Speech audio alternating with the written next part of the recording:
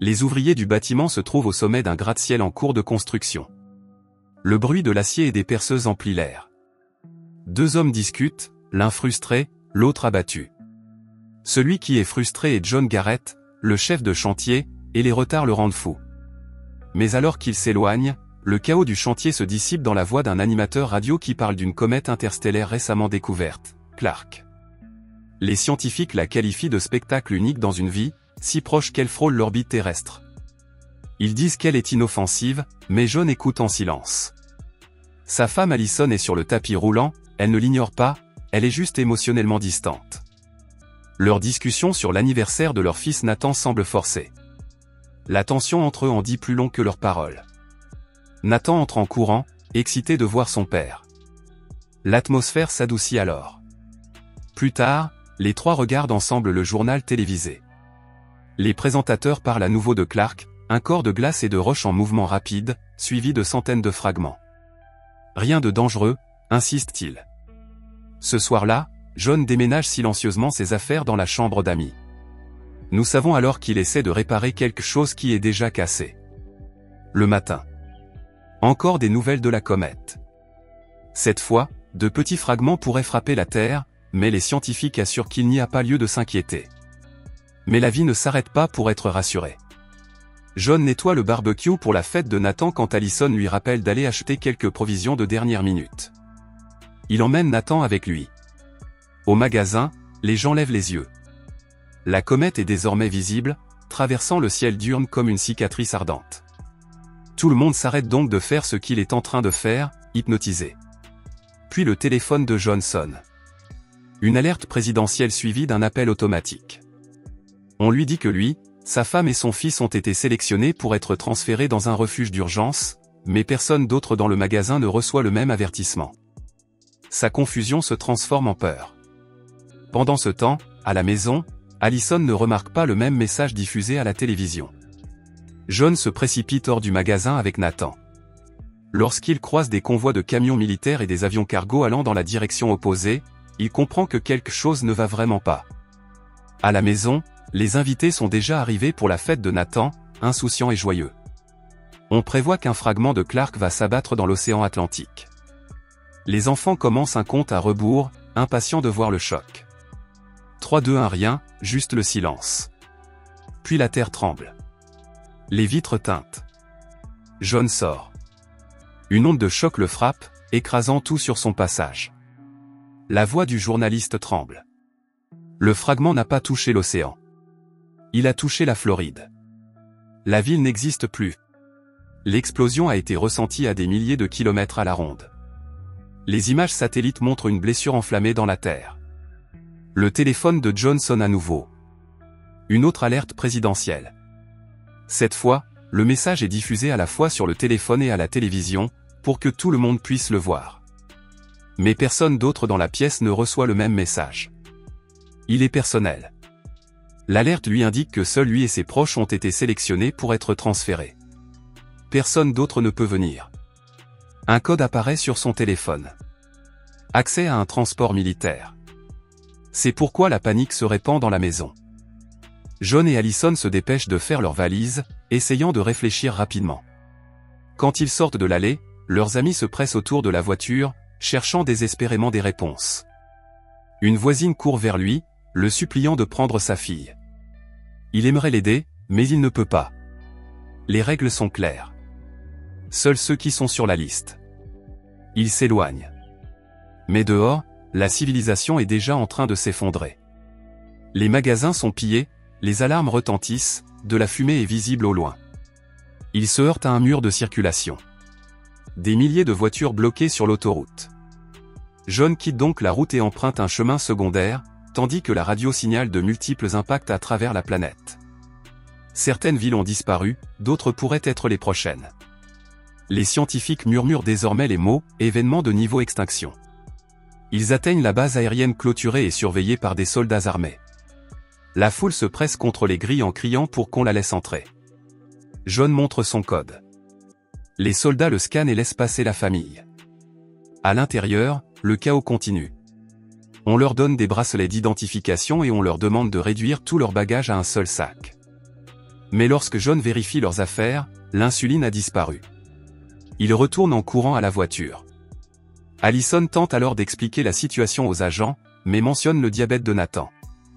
Ce détail change tout. Le ton de l'agent change.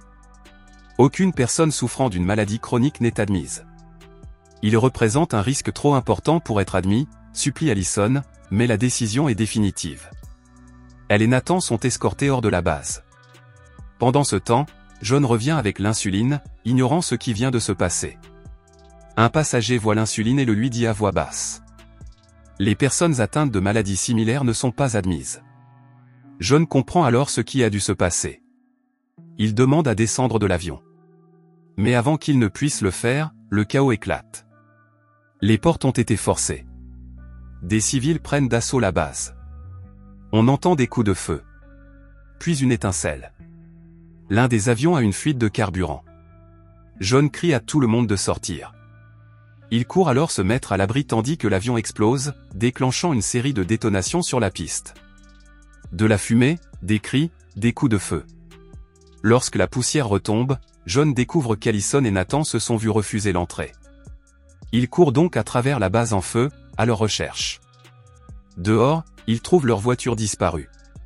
Il ne reste qu'un message. Allison emmène Nathan chez son père, mais le taux d'insuline de Nathan est déjà en train de s'épuiser. Ils ont réussi à arrêter une voiture qui passait par là. Un couple se dirigeant vers le nord, prêt à les prendre en stop pour le moment. Mais quelque chose ne va pas, presque immédiatement. Leurs yeux s'attardent trop longtemps sur le bracelet de la jeune femme. Le même bracelet qui garantit l'accès à la sécurité. Quelques instants plus tard, la voiture s'arrête brusquement. Allison est alors projetée sur l'autoroute, le bracelet arraché de son bras. Le couple s'enfuit avec Nathan à l'intérieur, la laissant seule sur le bord de la route, sans défense, ensanglanté et désespéré. Pendant ce temps, la chance de John tourne. Il se fait conduire vers le nord par un groupe d'hommes entassés dans un camion de ravitaillement. L'un d'eux, Colin, explique qu'ils se rendent au Canada, où un pilote emmène les gens vers les derniers refuges actifs. On dit que les bunkers se trouvent au Groenland. John écoute donc attentivement, l'espoir renaissant en lui. L'homme demande à John de le lui remettre. John refuse. Une lutte brutale éclate alors dans le camion de déménagement.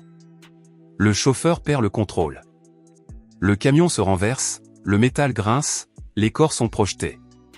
John remporte de l'épave, meurtri et ensanglanté. De retour sur la route, Allison est finalement récupérée par un autre groupe qui se dirige vers la base militaire voisine. Elle s'accroche donc à l'espoir que Nathan soit là, dans la même direction que celle où les ravisseurs roulaient. Nathan est toujours avec eux lorsqu'ils arrivent à la base. Pendant que les soldats vérifient les bracelets de tout le monde, le garçon parle. « Ce ne sont pas mes parents. » Les soldats arrêtent immédiatement les ravisseurs et escortent Nathan à l'intérieur pour le mettre en sécurité. Quelques heures plus tard, Allison arrive à la même base. Elle cherche frénétiquement d'une tente à l'autre, des unités médicales au poste de commandement, jusqu'à ce qu'elle trouve enfin Nathan. Elle fait alors en sorte qu'Allison et Nathan soient mis dans un moyen de transport en direction de la ville de son père, promettant de réapprovisionner leurs stocks médicaux avant de partir. Pendant ce temps, John s'introduit dans une maison déserte pour chercher de l'eau et de la nourriture. Il allume un téléviseur qui fonctionne. L'émission d'urgence le confirme. L'impact principal aura lieu dans moins de 24 heures. Il ne perd donc pas de temps. Il trouve les clés de la voiture dans la maison et roule à travers les autoroutes interrompues et le ciel enfumé, en direction de la maison du père d'Allison. À son arrivée, le vieil homme joue tranquillement aux cartes avec ses amis. Une dernière nuit de normalité avant la fin du monde. Pendant ce temps, Allison et Nathan s'arrêtent dans une station-service et parviennent à appeler chez eux. John et le père d'Allison partent immédiatement en voiture, désespérant de les rejoindre avant une nouvelle attaque. Lorsque la famille est enfin réunie, le soulagement remplace le chaos. Pendant un instant, à l'intérieur de la maison, John confirme que les informations sur les refuges au Groenland sont vraies. Soudain, un énorme fragment de la comète s'écrase à l'horizon. L'explosion fait trembler les fenêtres. L'onde de choc traverse la distance. Ils n'ont donc plus le temps de discuter. Ils se disent au revoir. Sur la route, John et Allison se rapprochent enfin.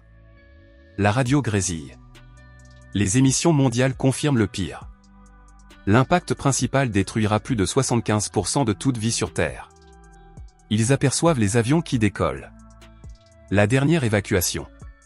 Un petit avion est encore sur la piste, les moteurs vrombissant. Il est déjà surchargé, mais le désespoir de John le convainc. Il monte donc à bord. Les moteurs les propulsent dans le ciel gris. Pendant un instant, le monde semble intact, froid, vide, mais sûr. Mais alors, le ciel clignote. Un fragment colossal s'écrase sur l'océan en contrebas, provoquant une onde de choc impressionnante qui déchire l'air. L'avion dévie violemment. Les deux moteurs tombent en panne. Le pilote le fait donc planer, luttant pour contrôler la descente.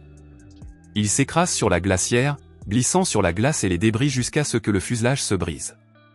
Les pilotes sont coincés et mourants, mais John ne peut pas les sauver. Il aperçoit un avion militaire atterrir au loin. Il guide donc les survivants à travers la glace vers cet avion. Les soldats les chargent dans des camions et les emmènent en toute hâte vers des abris souterrains. Alors qu'ils descendent dans les profondeurs, les alarmes retentissent. La planète tueuse est entrée dans l'atmosphère terrestre. Impact dans quelques minutes. Les portes se referment dans un claquement sec. Les murs tremblent. John serre Allison et Nathan contre lui. Puis, le silence. 9 mois plus tard, le monde est silencieux. Les villes sont réduites en cendres, les montagnes déchirées, l'air est encore chargé de poussière. Mais une radio s'allume, une voix se fait entendre parmi les décharges électriques. Survivant confirmé. Les portes du bunker s'ouvrent brusquement. John, Allison et Nathan sortent dans la lumière froide d'un nouveau monde. La Terre est détruite, mais vivante.